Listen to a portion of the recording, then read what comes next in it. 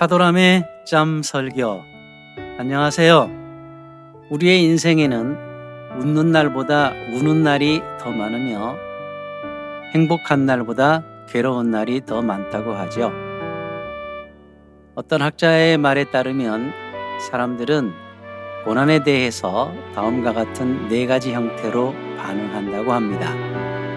첫째, 방향을 잡지 못하고 비틀거린다. 둘째, 고통을 잊기 위해 자극제를 복용한다. 셋째, 자기 나름대로 해결의 길을 모색한다.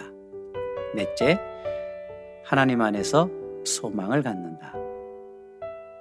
여러분은 고난을 당할 때 주로 어떤 반응을 보이시나요? 자포자기하거나 절망 가운데 빠지지는 않으십니까? 하나님은 실제로 살아계신 분이십니다. 결코 인간이 만들어낸 죽은 신이 아닙니다. 그러므로 하나님은 우리의 힘이시며 노래이시며 구원이 되실 수 있는 분이십니다. 하나님을 바라보면서 부디 죽은 신을 믿는 사람처럼 행동하지 않았으면 좋겠습니다.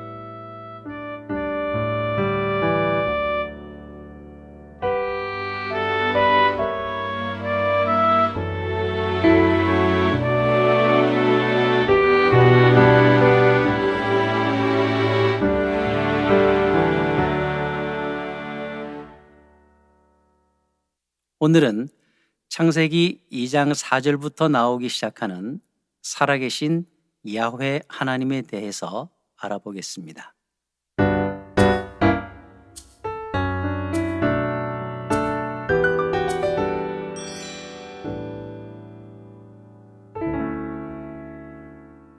오늘 말씀부터는 하나님의 이름이 거의 엘로힘 야훼로 기록이 되어 있습니다. 성경에는 이 엘로힘 야훼라는 단어가 무려 6,000번 이상이나 나온다고 하네요. 성경에서 엘로힘 야훼라는 하나님의 이름이 성경 전체의 주제로서 이 야훼라는 하나님의 이름 안에 모두 내포되어 있다고 해도 과언이 아닐 만큼 그 이름의 의미는 대단히 중요한 것임을 짐작해야 합니다. 출애굽기 3장 13절로 15절의 말씀을 보겠습니다. 모세가 하나님께 아뢰되 내가 이스라엘 자손에게 가서 이르기를 너희의 조상의 하나님이 나를 너희에게 보내셨다 하면 그들이 내게 묻기를 그의 이름이 무엇이냐 하리니 내가 무엇이라고 그들에게 말하리이까. 하나님이 모세에게 이르시되 나는 스스로 있는 자이니라. 또 이르시되 너는 이스라엘 자손에게 이같이 이르기를 스스로 있는 자가 나를 너희에게 보내셨다 하라.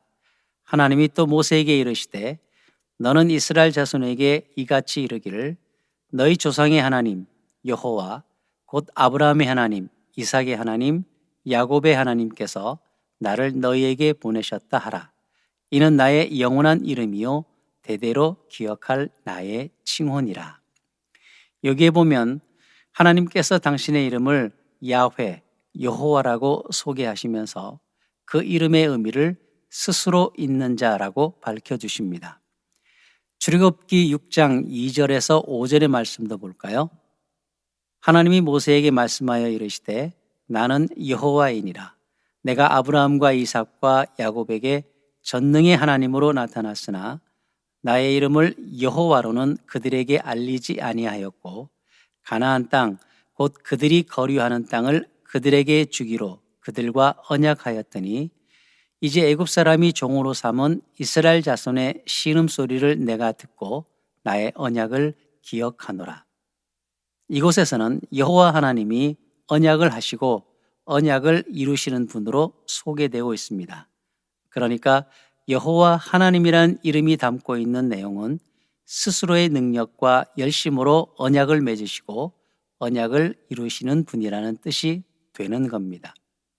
모세는 창세기의 창조 기사를 소개한 후에 갑자기 여호와 하나님이라는 이름을 등장시키므로 하나님은 이 모든 일을 스스로 이루셨으며 그러한 창조의 기사뿐 아니라 인류의 역사는 모두 하나님께서 언약을 세우시고 언약을 이루어 가시는 하나님의 열심에 관한 이야기라는 것을 보여주고 있습니다. 그래서 이제 본격적으로 인간 창조에 대해 반복 설명이 시작되는 2장 4절에서 여호와 하나님이 등장하는 것입니다. 하나님은 바로 그 인간과 언약을 맺으시는 분이시기 때문입니다. 언약의 하나님은 어떤 상황 속에서도 변하지 않는 분이십니다.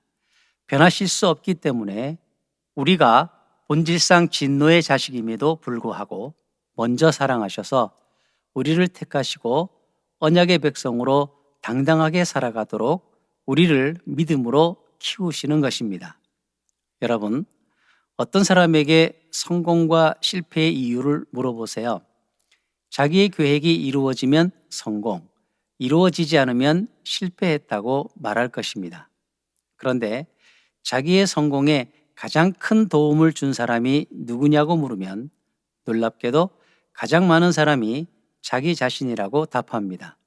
반대로 뜻을 이루지 못한 이유가 무엇이냐고 물으면 다른 사람이 도움을 안 주거나 방해했기 때문이라고 대답을 하죠. 사람들이 이런 생각의 구도를 가지고 있기 때문에 탐욕, 교만, 분노, 원망, 좌절을 벗어날 수 없는 것입니다. 자기의 뜻과 계획이 욕심과 탐욕으로 이끕니다. 그래서 일을 이루면 교만해지지요. 일을 이루지 못하면 다른 사람에 대한 분노와 원망이 생깁니다. 생각의 구도가 잘못되었기 때문인 것이죠. 믿음이란 이 생각의 구도를 바꾸는 것입니다. 우리 한 사람 한 사람에게 다가오셔서 스스로 언약하시고 그 언약을 이루어 가시는 엘로힘 야훼, 여호와 하나님께서 우리에게 세상에서 발휘할 수 있는 믿음을 주셨습니다.